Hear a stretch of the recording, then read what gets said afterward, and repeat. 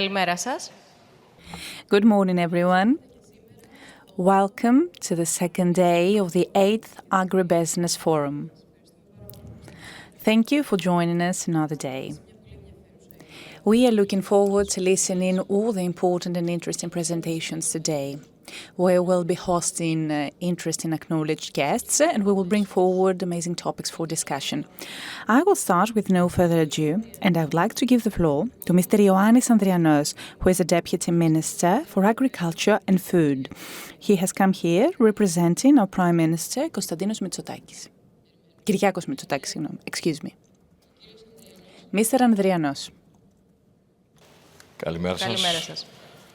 Ευχαριστώ πολύ καταρχήν που είμαι. Good morning. Thank you so much for the invitation. I would also like to thank my colleague, Minister for Agriculture of Montenegro, Mr. Djokovic. First of all, I would like to express the warm greetings of the Prime Minister Kyriakos Mitsotakis, whom I have the privilege to represent today. As you know, he is attending the meeting of the European Union, where they're going to discuss topics that have to do with our conference, with the 8th AgriBusiness Forum. We know that this forum is an established event addressing broader topics regarding primary production. This year, we will highlight the critical challenges that we are facing in terms of the agri-food sector. This is directly linked to food security, social cohesion, regional development and growth. And it's also associated with the independence of our country. In order to better understand how critical the crossroads we have found ourselves in are today, I would like to say that we have air traffic which is quite heavy above our country, in our skies, due to the war in Ukraine. And this is indicative of how close Greece is to areas of conflict, as well as of the extent to which the supply chain has been disrupted.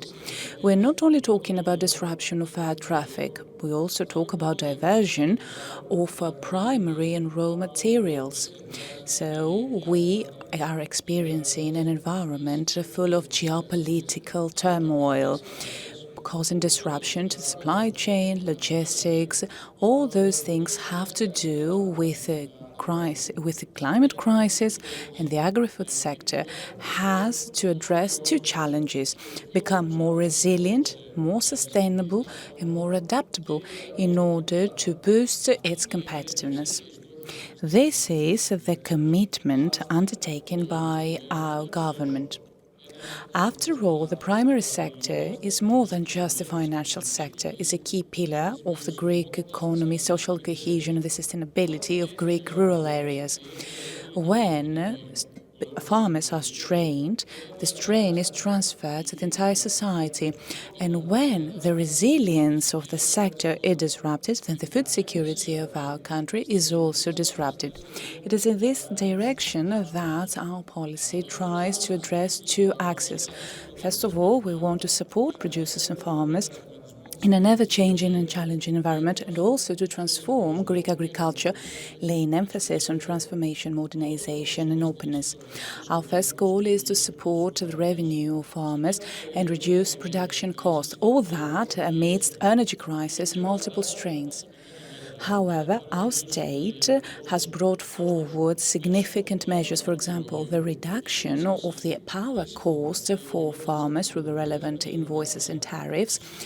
We also upgrade the system for aids and compensation, as well as the return of the special excise duty for oil, with a benefit that is up to €0.50 per litre.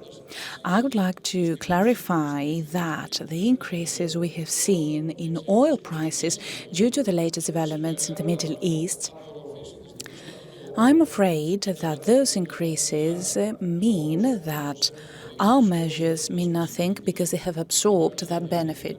However, in the past, you have seen, and ever since the pandemic, you have seen that We have been constantly facing all those challenges with a single goal: to help Greek agriculture survive, to support farmers, thus exhausting all available means within our financial capacity and the European regulation. The second goal is to reinforce investments and modernize the base production, the foundational production. In that way, we can ensure and guarantee the added value that our products carry. It is towards this direction that we're going to move through investments in modern farming methods, greenhouse infrastructures, transformation and processing of agricultural products and new forms of entrepreneurship. We are trying to make the most of all available funds, both national and European. Our third goal is to upgrade and renew the human capital in the agricultural sector. We want to attract new, young people in that sector. And through the program Young Farmers, we have some financing tools and through the support of collectivities, we want to ensure that agriculture becomes a modern and attractive professional choice. In that way, we will be able to give the youth all the options and opportunities they deserve, thus ensuring they will be able to stay at their hometowns and stay in the regions, moving away from the urban centres. Our fourth goal is to boost know-how and innovation, as well as digital transformation, the competitiveness of the agri-food sector. This requires access to know-how, data that we can use, and digital tools. Applications that have to do with geospatial data, the Internet of Things, as we call that, from sensors that are installed on the ground and their interconnection with the Greek satellites that are under construction, and through technologies such as AI and big data, we are able to fill the significant gaps that can be filled through the research run by Elgodimitra universities and our research centres. The fifth goal has to do with infrastructure and sustainable management of natural resources. Water sufficiency and water supply is of paramount importance, and this is why we streamline the relevant infrastructure works and we try to do the best in order to tackle the climate crisis. Those are the critical factors that can ensure the long-term resilience of our factor. If we don't have water, we cannot have agriculture and we cannot have life itself. And therefore, our government is implementing relevant policies, and the Ministry of Agriculture and Food encourages and supports the implementation of the necessary small and larger scale works.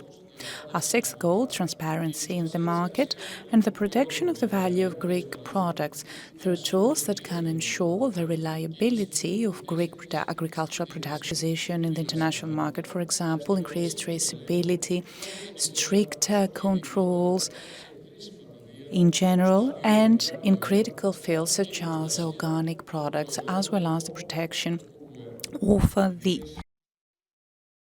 the GDP products. We know that the geopolitical developments have a pronounced and strong impact on the agricultural sector. Apart from the increase in the prices of fuel, I would like to say that the war in Iran has disturbed and disrupted the production and supply of fertilizers, and we know that substantial raw materials are supplied through that area, thus impacting the export price and in general the price of our agricultural products. All the destinations that go through Iran have been affected, and you do realize that the additional fees have increased substantially. However, there are some competitive edges in our agri-food sector. I'm talking, of course, about the quality of our products, the characteristics of Mediterranean diet, its association with history, tourism and culture, as well as its increased export capacity, are relevant to a very strong competitive edge. And above all, a human capital, people involved in agricultural production, who are the best indication of what we can do in order to strengthen the added value of our products.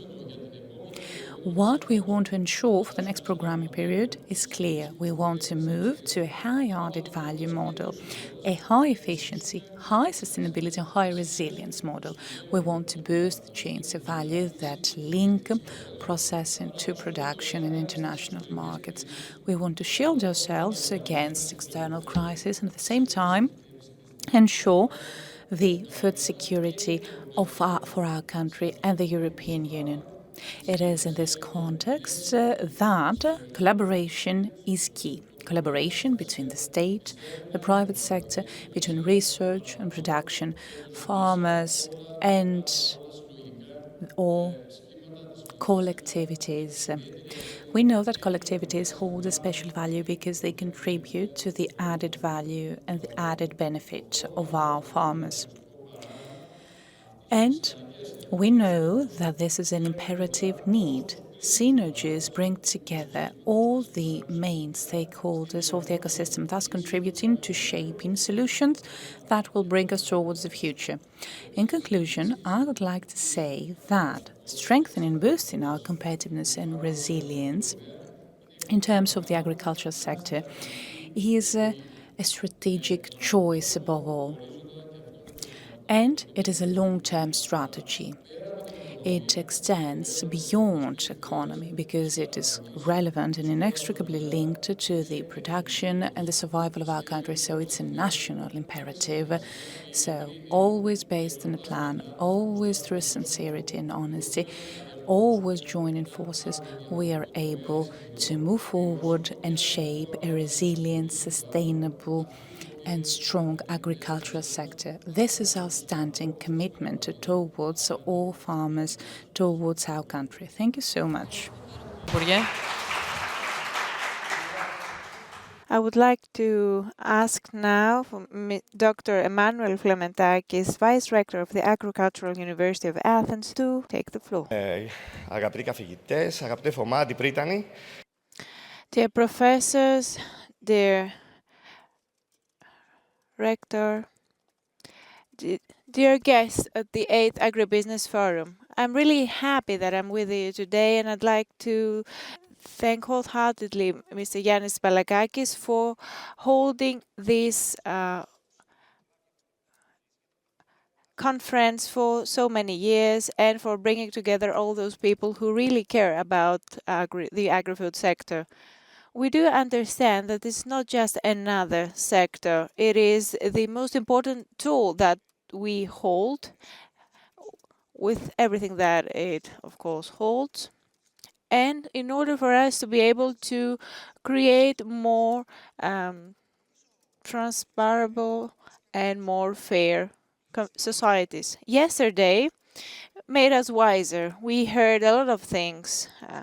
We heard some discussions, and it shaped the whole framework in order to see where we're going to move forward in the future. I believe this will be our daily lives from now on. The agri-food sector should be able to adapt in these circumstances. We heard a lot of things about the food security, and yesterday made also clear that what we really seek for nowadays is sustainability with everything that it holds. Allow me to say, as a professor, an agricultural professor, it is not possible to have sustainable value chain if you don't have sustainable farmers. And that is one of the most important things that we will have to face in the future. How will this be possible to this connection of the farmer to its land? How will we make this more sustainable? Today is also going to be a very interesting day. We're going to talk a lot more about the tools that we are going to use for this new agricultural model, not only in Greece. This is not just a national exercise. We've seen a lot of countries participating in this forum from the Balkans, the European Union, and elsewhere. We heard things about different issues that have arise. These issues, some of these issues might be, of course, found locally, but some are common, and we need to find productive tools that will make this collaboration, the collaboration of all actors, more effective. So today we will be talking a lot more about these tools, about all the different procedures, all the value chains, and we're going to hear the term of the triple helix. To cut things short, I would like to say a few things about our works in the educational institutions, where there's, of course, research, there's, of course, training and education with the different institutions like the Dpt institution. We are all going to play a vital role in this transition. So, what is our role? What are we aiming for? We talked about innovation, about new technologies, digital transformation, and we should ask ourselves, how is this going to be possible? Because one of the most important issues that we have to face is the low education level of our farmers. How are we going to make them capable in order to use those new tools? And this, of course, falls into our domain. We should be responsible. The educational institution should be responsible to train and educate these producers and the farmers. The last 2 years, and of course, with the help of the different committees that have been created,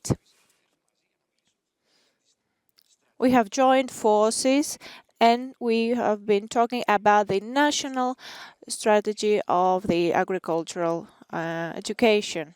We started to map things out. What is happening right now? There are different institutions that are already training universities, the Dpt institution, and others. But this is a professional education and has certain problems. First and foremost, it is, so to say, fragmented. It focuses on certain specific topics, and it does not help our people, producers, farmers, to use those new tools that have been developed. Not all farmers have the same capability, accessing capability to all the investment and development tools. Another thing to add is the question of how are we going to be able to modernize the already existing educating system and make it more innovative. That is very important for us, and we are of course the ones that are responsible for it to help move forward with the transformation of the agricultural sector.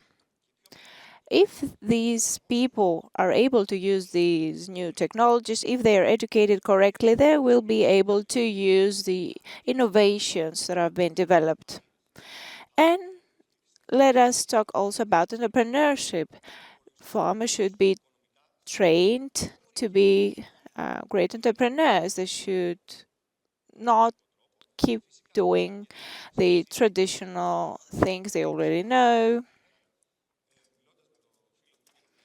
I had a conversation with Mr. Bilalis. He is one of the most educated people. He knows a lot of things about the agricultural production in Greece. So how can we motivate people in order for them to be able to cultivate the land? And we have some bigger issues. For example, the cooperatives. We only have 10% of them covering the farmers. Forums like the AgriBusiness Forum can really help us move forward with all of these things, can actually note down what the modern farmer needs. We also have been talking a lot about technology transfer, not only at the universities, but also the whole research environment in Greece. There is an issue. We cannot transfer technology very well. How are we going to transfer technology that's been developed in the Greek universities in the market? We're one of the most accomplished, we're one of the most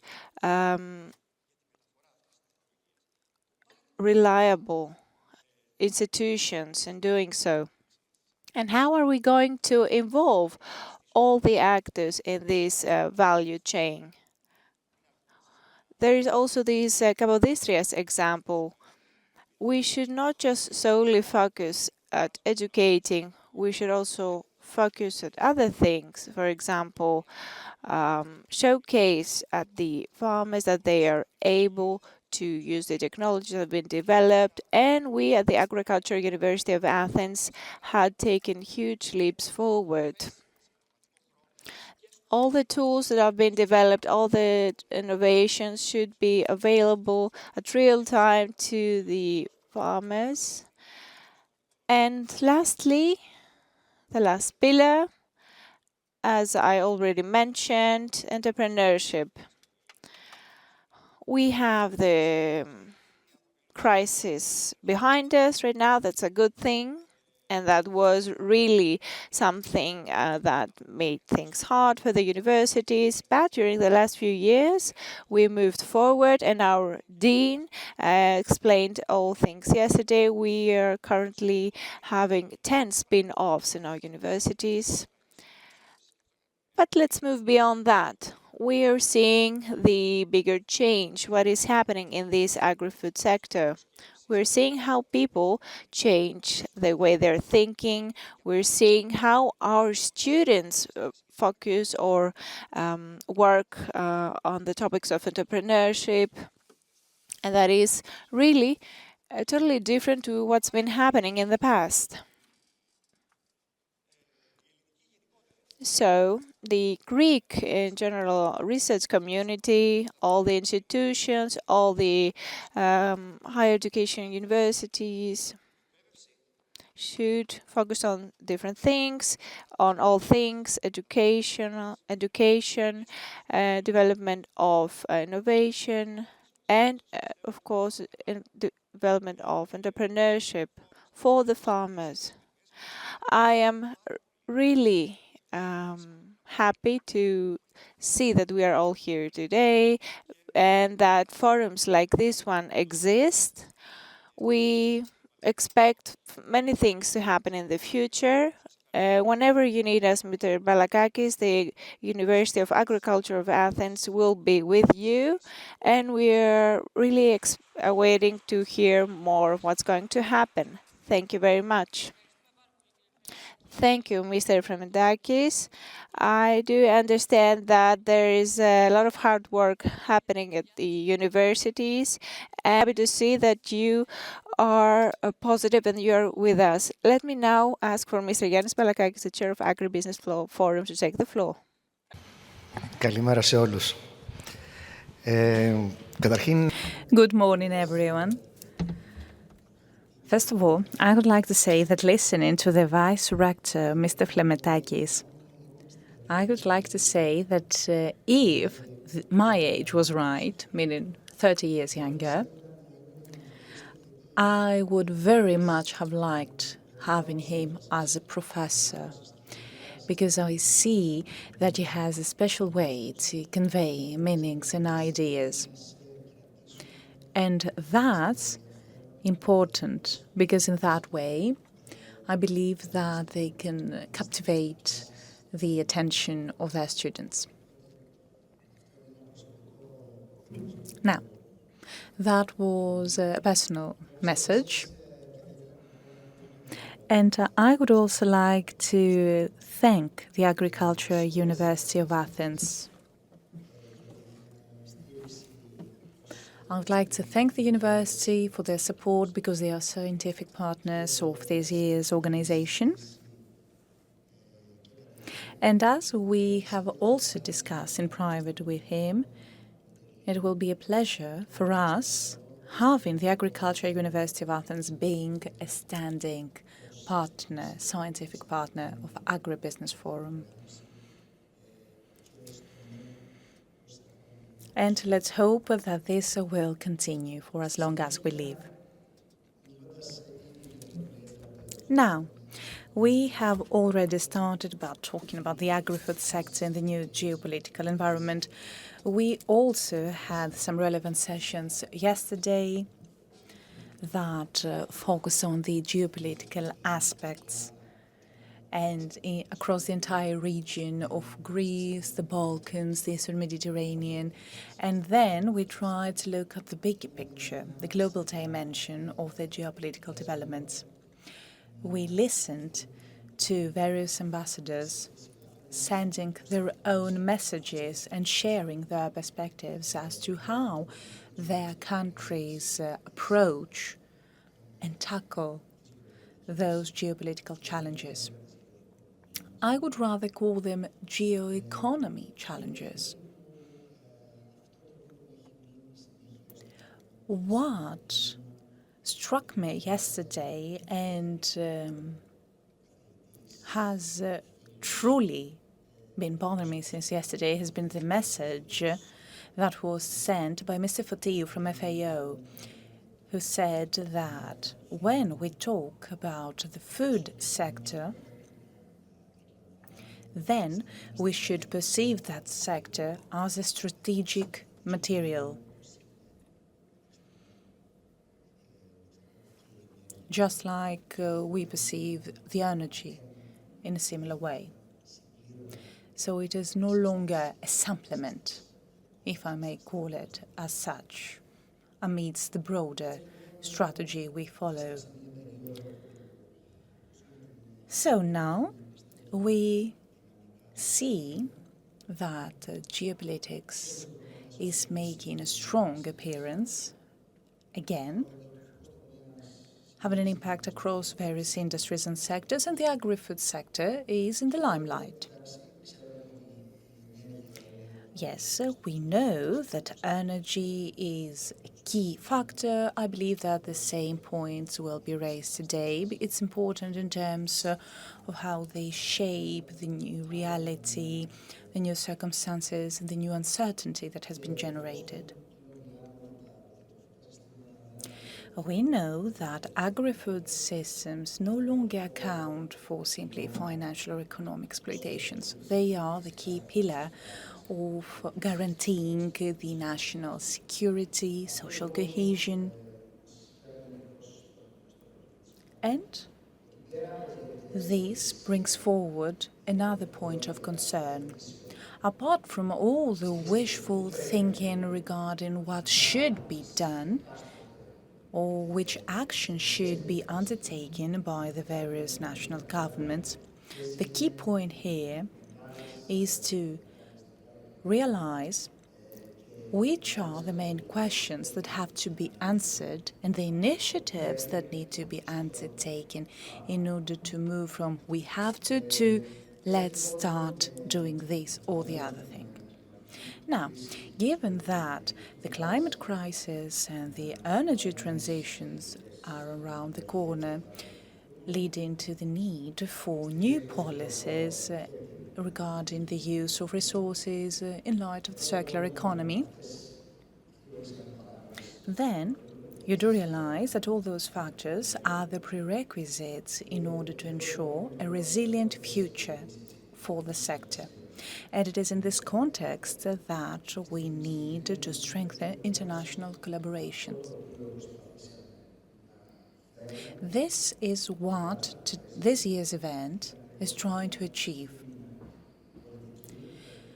We have been trying to bring together the policy makers. I'm not talking about politics, I'm talking about inspired ambassadors and inspired advocacy, academia, businesses, and of course, our national representatives. I'm talking about the representatives of national organizations. It is with great pleasure seeing Mr. Balakakis as a representative of Athens and my friend Giannis as a representative of the agricultural sector from Albania. It's great having them with us. And tonight, the ambassador of Albania during the farewell dinner holds some surprises for us. So with those few thoughts, I'd like to thank you, Yula. Thank you, dear Giannis. Thank you for your attention. Thank you for joining us. I'm looking forward to listening to all the interesting and constructive discussions throughout the day until the end of the day when me and my friend, Mr. Giannis, are going to announce the conclusions of this conference.